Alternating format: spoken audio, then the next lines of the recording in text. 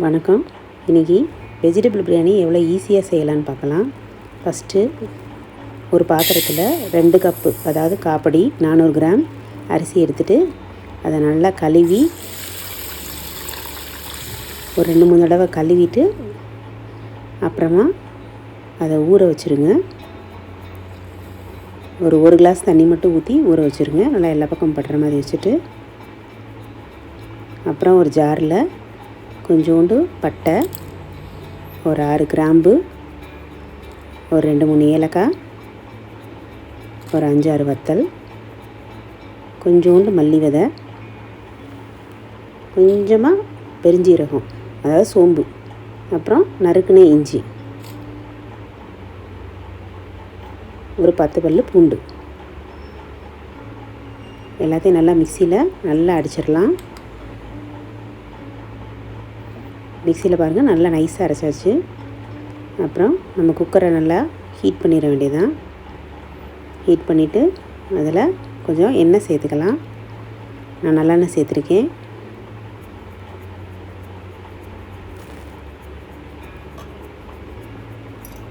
அடுத்ததாக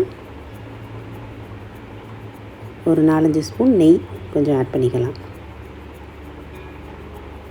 பிரியாணிக்கு நீங்கள் எவ்வளோ நெய் போடுறீங்களோ பிரியாணி நல்லா டேஸ்ட்டாக இருக்கும். எண்ணெய் காஞ்சோன்னே ஒரு 3 ஏலக்காய், ஒரு அன்னாச்சி பூ, கிராம்பு, 2 ஜாவித்ரி, அப்புறம் பிரியாணி இலை, அப்புறம் கொஞ்சம் பட்டை, அப்புறம் 2 முந்திரி பருப்பு.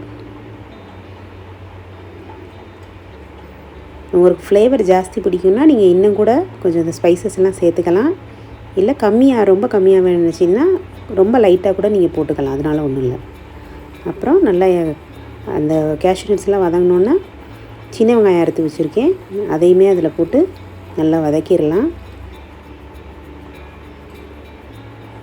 கொஞ்சம் வதங்கினதுக்கப்புறம் பச்சை மிளகா, ஒரு 4-5 பச்சை மிளகா, அப்புறமா நல்ல தக்காளி, ஒரு 3 தக்காளி, காப்பிடிக்கு 3 தக்காளி போதும்.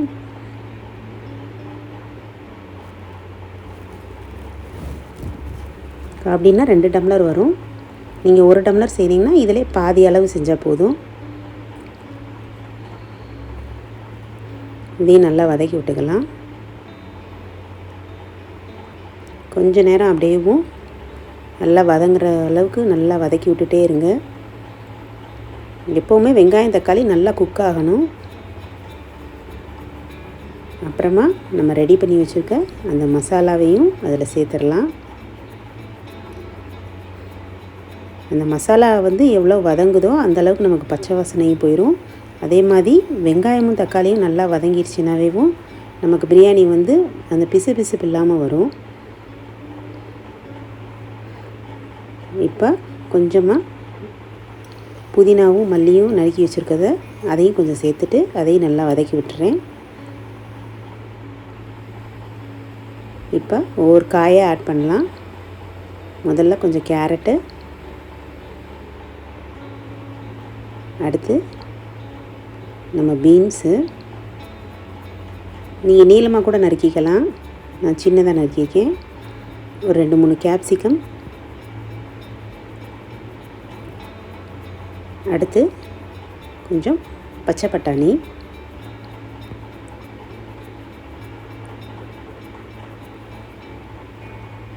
அடுத்ததாக கொஞ்சமாக சோயாபீன்ஸ். எல்லா காயும் இருந்ததுனால நான் எல்லா காயுமே சேர்த்துருக்கேன்.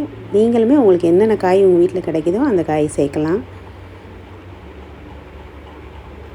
பச்சை பட்டாணி கிடைக்கலன்னா நீங்கள் நைட்டே கூட காஞ்ச பட்டாணியை ஊற வச்சு அதை கூட ஆட் பண்ணலாம். நல்லா கொஞ்சம் நேரம் ஒரு 5-6 நிமிஷம் போல் நல்லாவே வதங்கிடட்டும்.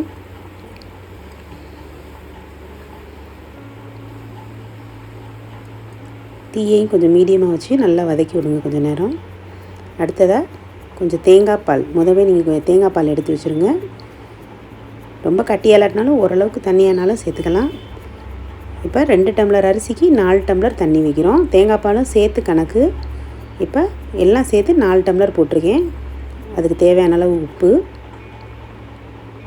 அவ்வளோதான். அதையும் நல்லா கலக்கிட்டு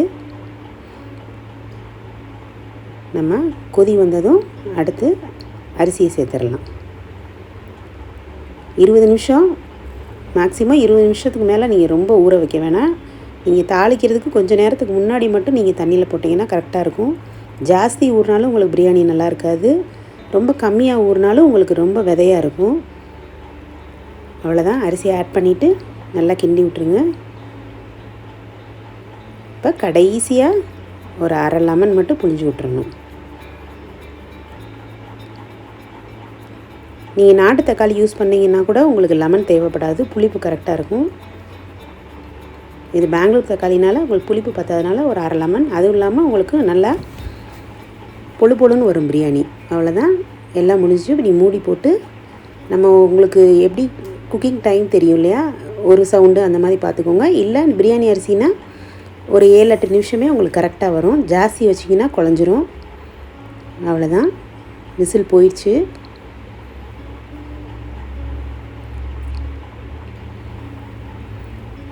ஓப்பன் பண்ணி பார்ப்போம். லைட்டாக அப்படியே மெதுவாக பரட்டி விடுங்க. பாருங்கள், கரெக்டாக இருக்குது. நமக்கு தண்ணி கரெக்டாக வந்திருக்கு, குழையவே இல்லை கரண்டி போட்டாலுமே. இப்போ கொஞ்சமாக மல்லி புதினா லீவ்ஸு கடைசியாக சேர்த்திங்கன்னா நல்லா வாசமாக இருக்கும்.